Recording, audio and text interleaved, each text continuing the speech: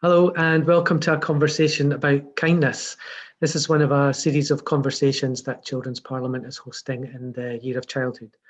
And these conversations are about a number of themes that are part of our work with children, exploring their human rights and thinking about the characteristics of rights-based relationships.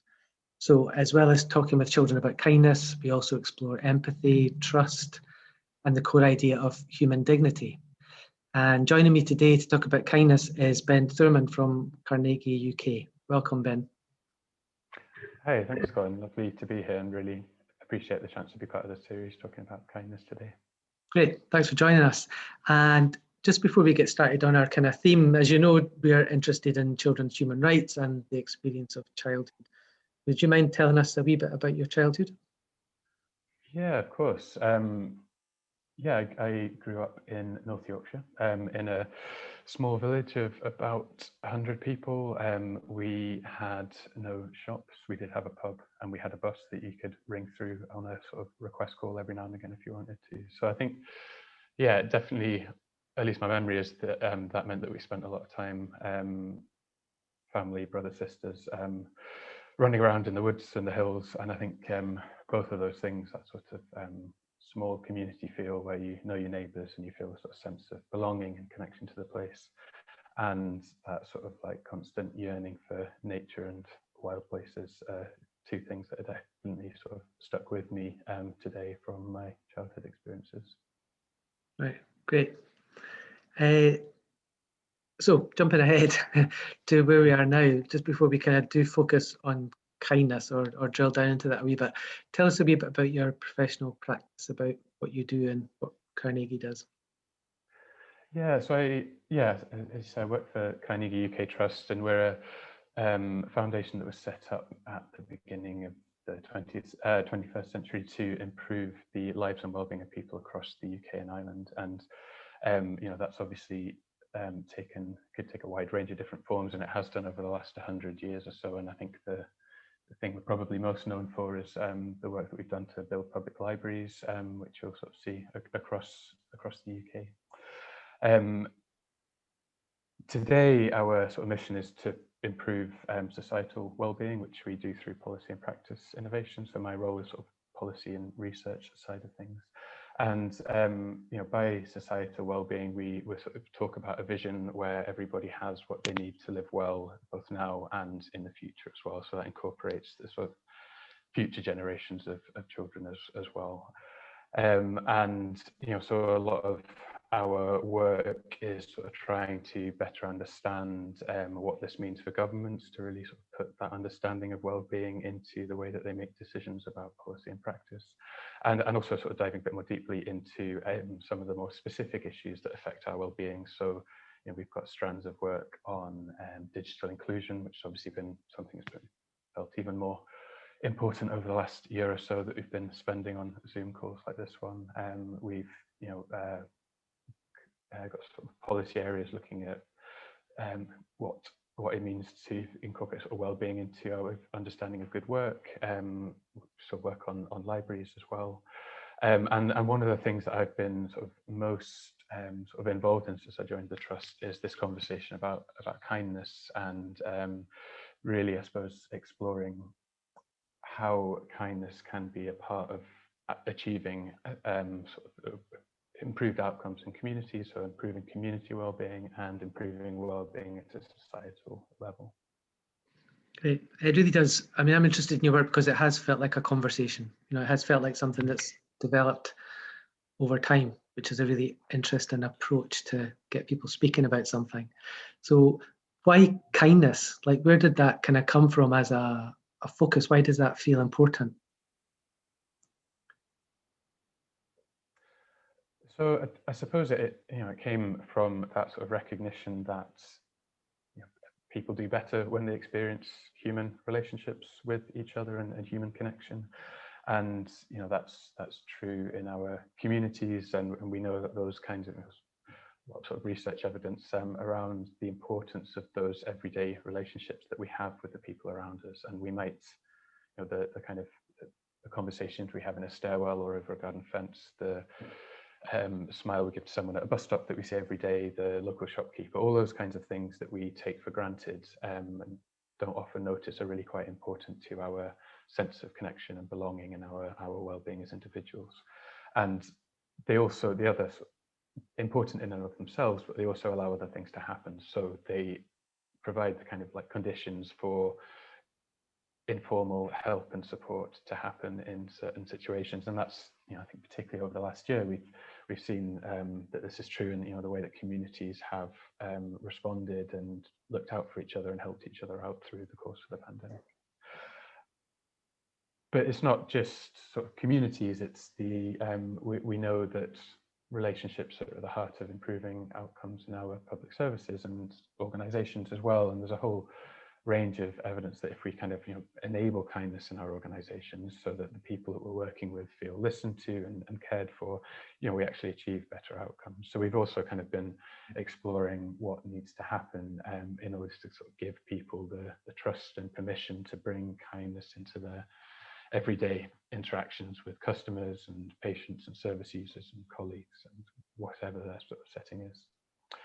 And, you know, of course, the two things aren't separate, you know, because the behaviours of our organisations, the way they interact with the people around them has an impact on either kind of encouraging or inhibiting kindness and relationships in our communities. So I think it's that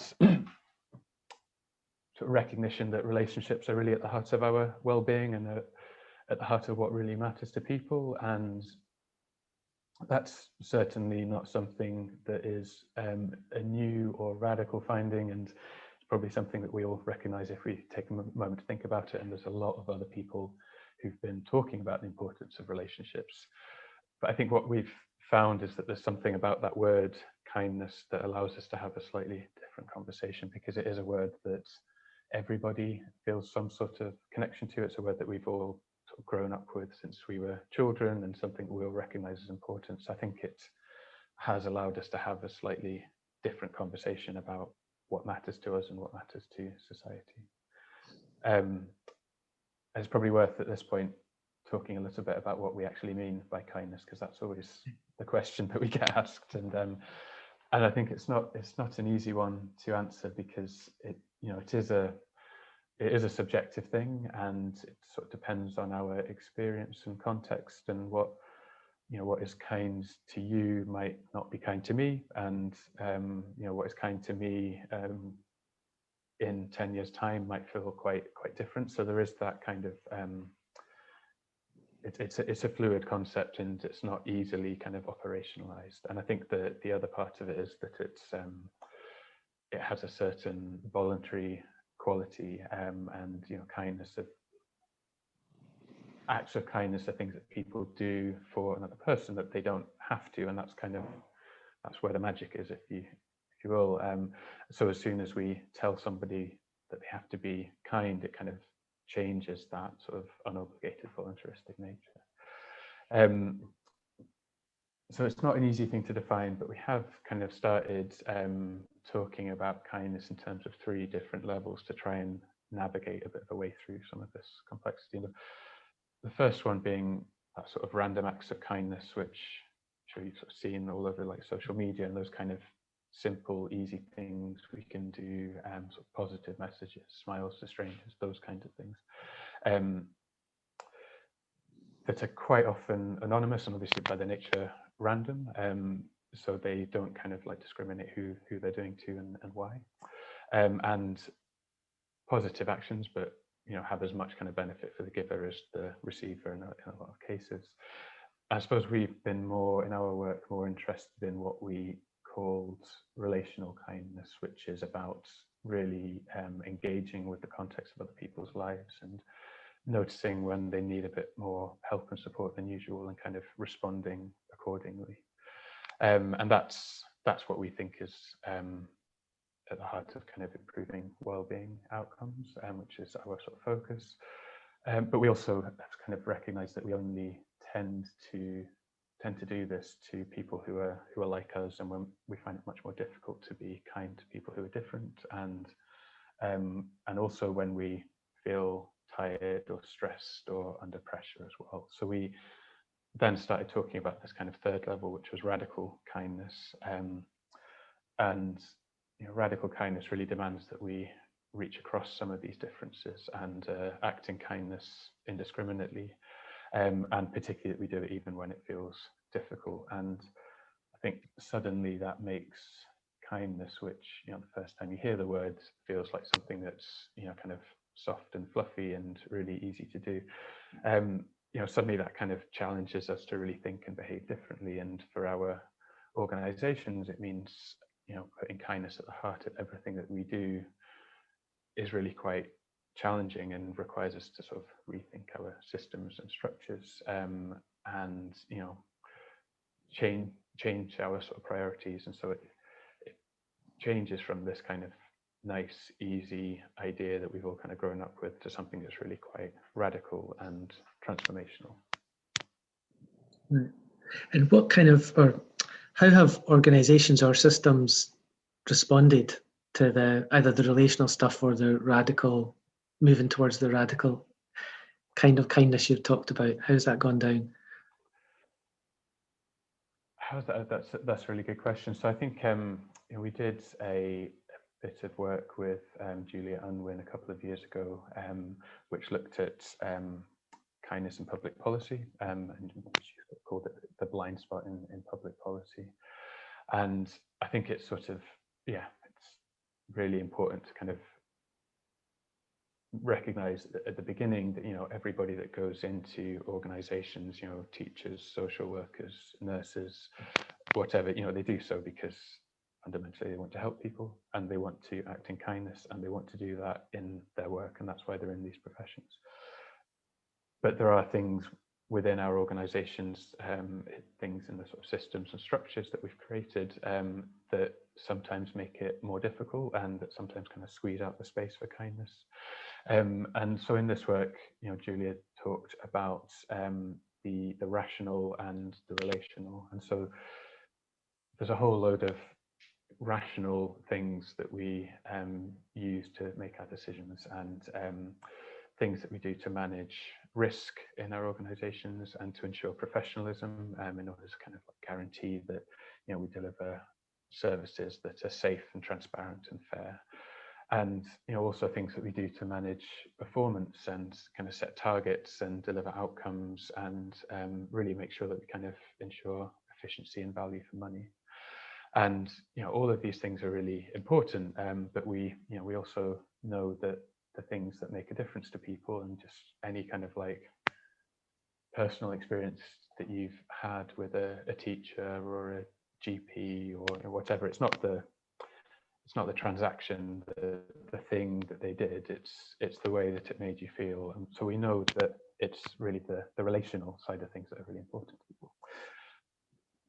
And so we need both, because we need our organizations to be safe and transparent and all of these things, but we also need them to engage with the reality of human beings' lives and act with kindness and humanity. And if we focus too much on the rational at the expense of the relational, we're going to kind of end up delivering some quite transactional services that don't really meet the needs of the people that we're delivering them to, with, and for. So it's difficult because it's about kind of challenging the way that we manage risk, the regulations that we put in for safeguarding and child protection, all of these things that are really important, in order to give people in our organizations the freedom, the permission, the flexibility to kind of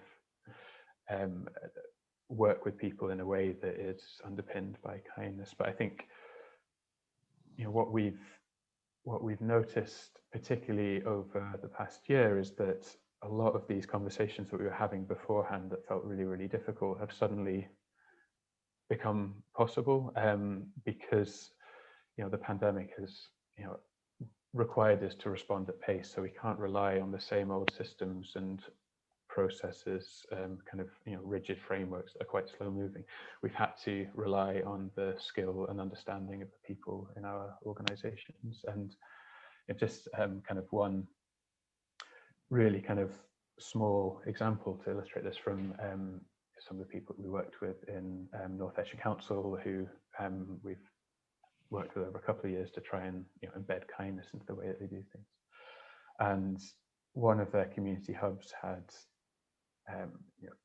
been phoned up by I think a single mum who was in receipt of food parcels, and their cooker had broken down, and it was a Friday afternoon, so they had all of this kind of dry food, raw food, fruit and vegetables, etc., that they just wouldn't be able to cook in any way over the weekend. And this was lockdown one, so they couldn't get help from anybody else, and they'd called up the community hub. And one of the community development workers had taken that call and said, right, well, we'll just go out and we'll visit this person, and we'll buy a microwave from the local Argos, and we'll take it round, and they can use that and cook a meal over the weekend for the kids, and then we can sort of address the bigger problem after that. And that just felt like such a simple, easy thing to do that kind of responded to what that person and family needed at the time. But when they told us, they're like, we've never been able to do that before, because you'd have had to go back to your senior managers, and you'd have had to fill out a procurement form, and that wouldn't have come back until the Monday. And over that period of time, this family have been having to eat crackers and cheese and not been able to have a hot meal. And so just a little bit about that kind of being able to give those people who are interacting with individuals and families every day that kind of freedom and flexibility to respond in a way that is underpinned by kindness and that just really engages with the reality of people's lives, rather than having to make their decisions based on their organization's procurement processes and health and safety procedures, etc. And so I think we have seen these kinds of changes just starting to come into our organizations over the last year. And I suppose at the moment it's less about what do we need to do to create organizations where kindness is a kind of operating principle, but how can we sustain some of the things that have become possible over the last 12 months. And we've been working with a leadership network of organizations who are sort of on a journey to and have identified kindness as something that's important to them. And there's 16, 17 organizations across England, Scotland and Wales. And one of the things that we're sort of co-creating together at the moment, which we're hoping to launch in the summer, is a commitment to kindness, which kind of sets out a set of key principles and goals that organizations will work towards in order to ensure that kindness is something that wasn't just for the pandemic, but actually sustains it to the way that we sort of live and work in the future. It was just kind of striking me when you're speaking that if we just asked ourselves, what's the kind thing to do here? We might get a different answer, whether we're a professional person or a neighbour or somebody else. It kind of helps you step away from your bureaucratic reaction or your being fed up with somebody, or it's quite a powerful question to ask yourself. It is, and it's not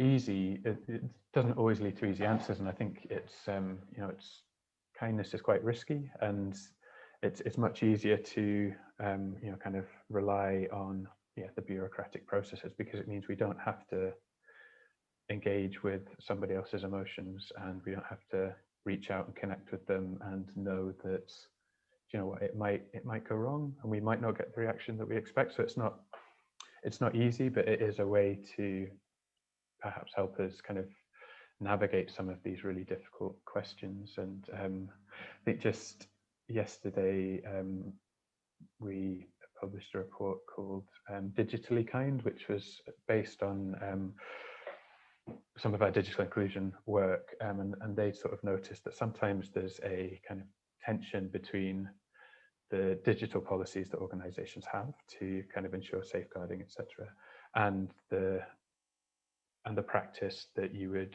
do to kind of like deliver the best outcomes for people. And so we heard lots of sort of questions like, if I'm a sort of like, professional and I'm contacted by a young person on my social media account out of office, what is the, what do I do? Because, there's a policy that says you shouldn't engage with people on your personal social media account, but actually depending on what the kind of contact is and what the message is, there might be kind of safeguarding concerns for that particular young person.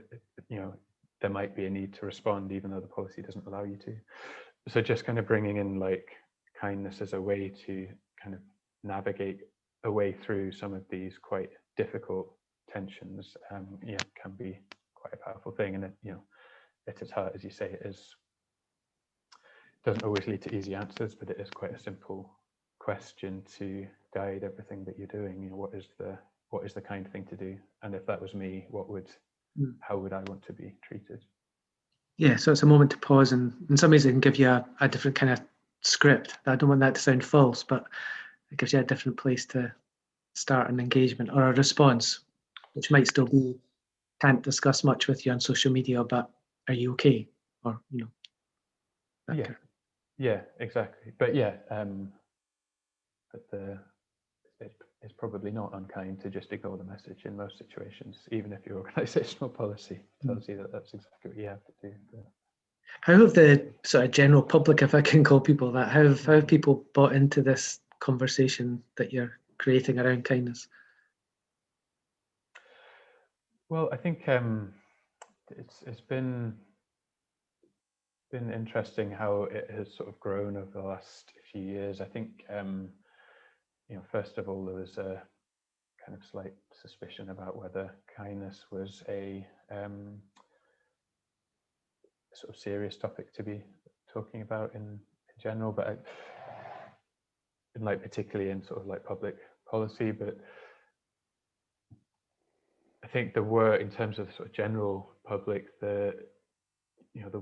we started using this word because it was a word that people that resonated with people, and when you particularly in Scotland, I think there's kind of cultural things around the words that we use in different places, but particularly in Scotland, when you ask people what sort of community or society they want to live in, like kindness is so often a word that comes up as something that people want to see in their sort of day-to-day lives, and to the extent that it is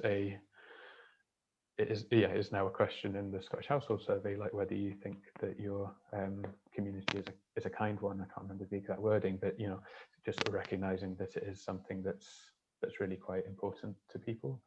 And again, that to sort of like draw on our experience over the last year, that's just become so much more like prevalent in our sort of public conversation about how important kindness has been to helping us collectively get through a really quite challenging year. And it's been something that I've not counted, but I would be surprised if any of Nicola Sturgeon's daily briefings haven't included the word kindness at some point, and that sort of like recognized that it's something that that people have really responded to, and so I think it is a word that people use generally, but I think it is something that has been growing, and we're sort of starting to see a movement building around kindness, around this word, and around the kind of our sense of community and connection being really quite important. And I think that's quite exciting. That's one of our sort of really early findings about things that we understood really early on about kindness, was that the more you talk about it, the more you notice it, the more that sort of changes your own behaviors and actions. So this whole conversation creates sort of a ripple effect moving outwards, and it does sort of really kind of build a movement in a life of its own. So that's quite a powerful thing, I think. Yeah, indeed. And that as Children's Parliament, we're kind of delighted about incorporation of the UN Convention on the Rights of the Child into Scots law, and we talk about children's human rights, and we talk about kindness as being part of rights-based relationships. But how does what's kind of Carnegie's view or work, have you touched on this idea of kindness as a right? Let's put it kind of quite crudely. We don't say that as such either, but can we link kindness with rights, do you think? It's a really interesting question, and I think you're right that kindness is a part of rights-based relationships. I think that's quite a good way of sort of phrasing it, and it's the kindness is definitely a sort of core part of what we need to have a sort of live a good life and a good childhood, if you're focusing on children particularly, and something that everybody sort of like recognizes as important. I think when you start to think about kindness as a right in individual kind of interactions, that becomes quite difficult in some cases. And I think just sort of going back to what we were talking about earlier about kindness being subjective and different to different people in different contexts at different times, I think that perhaps makes it difficult to put into a sort of rights-based framework, because it isn't about ensuring the same kind of entitlement to everybody. It's about sort of creating a situation where people kind of bring kindness and relationships into their everyday interactions. So I think it might be difficult to kind of ensure that kindness is a right in kind of individual interactions, but there is something about that ambition and expectation that people experience a certain level of kindness in their sort of community lives, and that they experience a sort of certain level of empathy and understanding when they interact with public services in general. And if that's not the case, then there's more work to do, and that's something that has I suppose been recognised in Scotland in the National Performance Framework, where at the the centre of that kind of well-being framework, it says we are a society that treats everybody with kindness, dignity, and compassion, and that kind of so that not sort of like stipulating that as a right in individual interactions, but just as a vision that everybody experiences that in their kind of like day-to-day lives and experiences in Scotland. So I think that sort of language of values and rights, I think, is quite an interesting one that I probably need to think about a little bit more. But I suppose I think it is. Kindness could almost be a way to complement rights, and because we know that relationships matter, we know that it's not just what we do, but it's the way that we do it, and whether kindness can help us in kind of delivering services, because it does focus more on that experience and the way that we do things than the transaction itself. Then maybe that's a way to kind of bring it into our sort of rights-based relationships rather than kindness as a right itself. Great. That's been really interesting, and it's making me think a lot about how we work with the idea in a rights-based organisation, talking about rights-based relationships and how we help adults, whether they're parents or professional people, how they think about their relationships with children, what those relationships are like. They're not just transactions. They're based on values and behaviours and experiences. So kindness is important to us too. So I think we'll leave it there, Ben. Thank you. That's been really fascinating. As an organisation, we really appreciate the work that Carnegie UK are doing on this, and we'll keep following it. Thank you very much. Thanks very much.